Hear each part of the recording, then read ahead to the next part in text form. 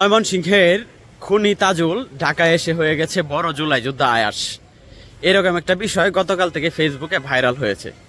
এখন আমি চিন্তা করতেছি এটা সত্য মিথ্যা আমার যদিও জানা নাই, কিন্তু বিষয়টা হচ্ছে যদি ঘটনাটা সত্য হয় যে ময়মনসিংহের খুনি তাজুল ইসলাম ঢাকায় এসে বড় জুলাই যোদ্ধা আয়াস হয়ে গেছে, তাহলে আমরা যে জুলাই আন্দোলন করলাম নতুন একটা রাষ্ট্র বিনির্মাণ করার জন্য, সেইটার পরিস্থিতি কি হবে, এটা আপনাদের কাছে একটা প্রশ্ন রয়ে গেল আমার। আয়াস জুলাই যোদ্ধা আয়াসকে নিয়ে গতকাল থেকে বিতর্কিত আলোচনা হচ্ছে। মূলত ধানমন্ডি 32 নম্বরে 15 আগস্ট উপলক্ষে আয়াস অনেক ছাত্রলীগ কর্মী, আওয়ামী লীগ, যুবলীগ কর্মীদেরকে প্রতিহত করেছেন, অর্থাৎ মারধর করেছেন। এটাকে অনেক সংবাদ মাধ্যম মব হিসাবে চালিয়ে দিয়েছেন। মূল বিষয় হচ্ছে আয়াস কি, আয়াসের পরিচয় কি, এই বিষয়টা নিয়ে এখন সোশ্যাল মিডিয়ায় একটা পোস্ট ভাইরাল হয়েছে, যেখানে দেখা যাচ্ছে যে পরবর্তীতে কোনোভাবে কারসাজি করে ময়মনসিংহ থেকে সে পালিয়ে আসে। ওইখানে তার নাম ছিল ডক্টর উজ্জ্বল। তো ডক্টর উজ্জ্বল থেকে ঢাকায় এসে 24-এর গণ অভ্যুত্থানের পরে হঠাৎ করে তিনি জুলাই যোদ্ধা কিভাবে বনে গেলেন, এটা নিয়ে আওয়ামী লীগের বেশ কিছু ফেসবুক গ্রুপে দেখলাম যে অনেক লেখালেখি করছে। তো এটার সত্য মিথ্যা, আমি একজন ময়মনসিংহের বাসিন্দা হিসাবে এখনো পর্যন্ত আমার কাছে ওইটার সঠিক কোনো তথ্য প্রমাণ নাই।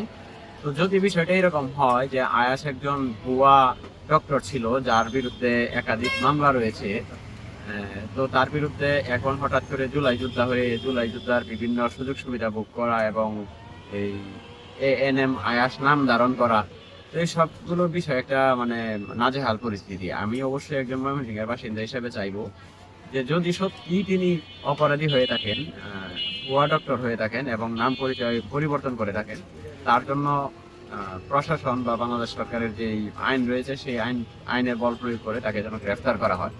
আর যদি সেটা না করা হয় তাহলে অবশ্যই তাকে কেন ভুয়া বানানো হচ্ছে, তার বিরুদ্ধে কেন অপপ্রচার চালানো হচ্ছে, সেই বিষয়ে জুলাই যোদ্ধা আয়াসের উচিত মানহানির একটি মামলা তৈরি করা, মানহানির একটি মামলা করা, যারা তাকে নিয়ে বিভ্রান্তিকর পোস্ট করছেন এবং তাকে নিয়ে রিউমার ছড়াচ্ছেন তাদের বিরুদ্ধে। পাশাপাশি এই ময়মনসিংহের যে ঘটনা, তার চেম্বার কোথায় ছিল, তিনি কোন হাসপাতালে ভুয়া ডাক্তার পরিচয় ছিলেন, কোন হাসপাতালে অপারেশনের কাজ করতেন, সেই সব বিষয়ে কিন্তু আলোচনা হচ্ছে। তো আমরা এই বিষয়গুলো নিয়ে একটু ঘাটাঘাটি করতে চাই। যদি ময়মনসিংহ কেউ আমার এই ভিডিওটা দেখেন, ওনার পরিচিত কেউ দেখেন, তাহলে অবশ্যই ইনবক্সে আমাকে তার বিষয়ে আপডেট দিবেন।